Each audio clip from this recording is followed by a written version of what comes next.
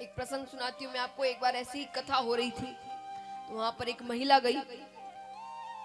गई अपनी जेठ जी की बेटी के साथ, चंपा के साथ। तो वहां पर महाराज जी बैठे थे। अब कथा के बीच जैसे हम भजन गाते हैं, महाराज जी ने भी भजन गाया। महाराज जी ने गाया, जय रघुनंदन कंस निकंदन देवकी नंदन त्वम शरणम।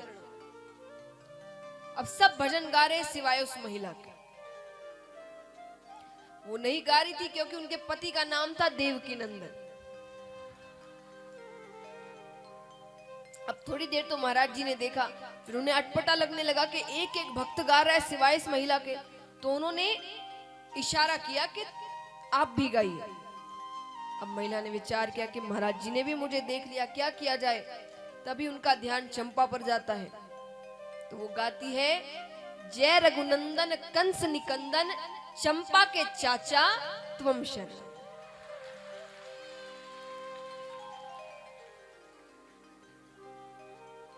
अब ये देखकर ऊपर भगवान भी हंसने लगे। रुक्मणी जी ने कहा, क्या हुआ, आप क्यों हंस रहे हो? बोले, ऐसे तो मेरे भक्त मुझे कई नाम देते रहते, आज एक नया नाम मिल गया। बोले, कौन सा नाम? बोले, चंपा के चाचा। तो ये विनोद की बातें हैं, पर हाँ, पति का नाम मुख से नहीं लेना चाहिए। आइए अब हम चलते हैं नारद जी और युधिष्ठिर जी के पास। सुखदेव जी कहते हैं कि नारद जी और युधिष्ठिर के बीच धर्म की चर्चा हो रही है। युधिष्ठिर जी पूछते हैं नारद जी से, मुझे धर्म के बारे में बताइए, धर्म क्या है, धर्म के लक्षण क्या है। कई बार हम धर्म को अलग ही दिशा में लेकर चले जाते हैं। तो धर्म क्या है? नारद जी ने कहा, धर्म के 30 लक्षण हैं। कितने लक्षण हैं? लेकिन मैं आपको 5 बताता हूं जो सबसे महत्वपूर्ण है, जो रोज के कार्यों में आपकी मदद करेंगे। तो 5 लक्षण। पहला लक्षण है सत्य। सत्य की राह कभी नहीं छोड़नी चाहिए। राजा हरिश्चंद्र ने पत्नी का विक्रय करके भी सत्य की राह नहीं छोड़ी थी। आज के समय में मुश्किल है। जैसे मैंने कहा, छोटे मोटे झूठ तो हम रोजाना बोलते रहते हैं, लेकिन फिर भी कोशिश ये करना है कि सत्य ही बोलना है।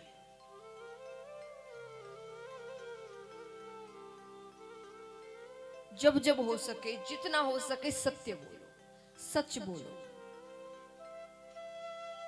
ये धर्म के लक्षण हैं जिससे हम धर्म को जीवित रख सकते हैं। सिर्फ 5 साधारण से लक्षण है महाराज, जो हम आसानी से कर सकते हैं। इसीलिए नारद जी ने भी युधिष्ठिर जी को पूरे 30 लक्षण नहीं बताए कि शायद वो उतने कर ना पाए, पर 5 ऐसे हैं जो हम सब आसानी से कर सकते हैं। तो पहला है सत्य, दूसरा है दया। दया मन में होगी तो इंसानियत मन में रहे, दया नहीं होगी तो इंसानियत खत्म हो जाएगी। जैसे मैंने कहा, हमारे अंदर दया नहीं बची। सामने सामने गलत कार्य होते हैं, हम मुंह फेर कर चले जाते हैं क्योंकि दया नहीं रही।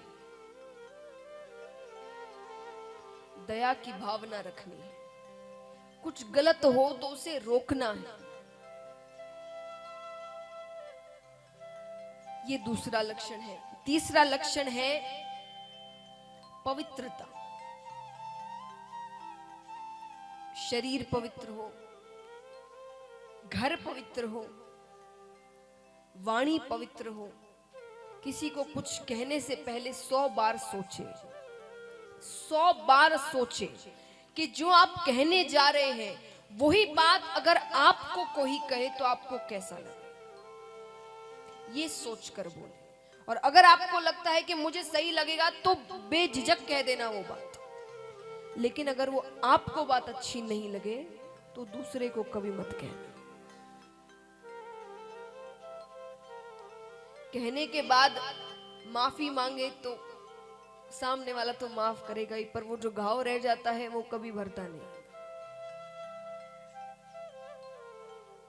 कहते ना, तलवार जितने भी हथियार होते हैं उन सबसे ज्यादा तीखी जबान होती है। वो जो घाव देती है वो तलवार भी नहीं देती।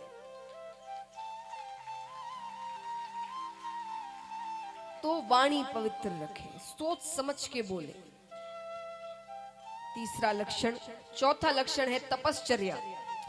अब वाणी पवित्र है, हम पवित्र हैं, इतने अच्छे अच्छे साबुन शैम्पू आजकल आ गए हैं, तो ऐसे ही हम तो खूब साफ सुथरे रहते हैं।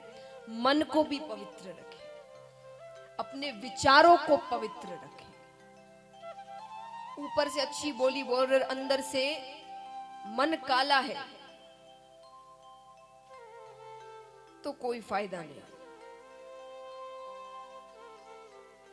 तो मन को पवित्र रखे, विचारों को पवित्र रखे, किसी के बारे में गलत ना सोचे, बुरा ना सोचे।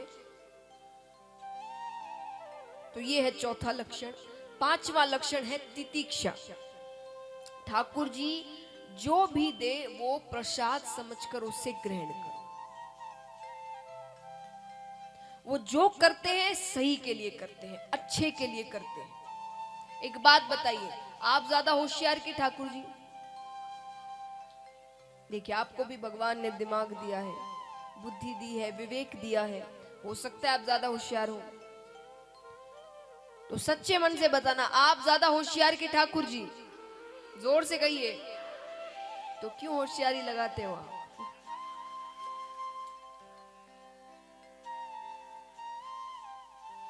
भगवान जो जीवन में देते हैं, वो दुख हो सुख हो कोई भी परिस्थिति हो, उसे प्रसाद समझकर ग्रहण करो। आज के समय में शायद अभी की परिस्थिति में यही हमारे लिए सही है।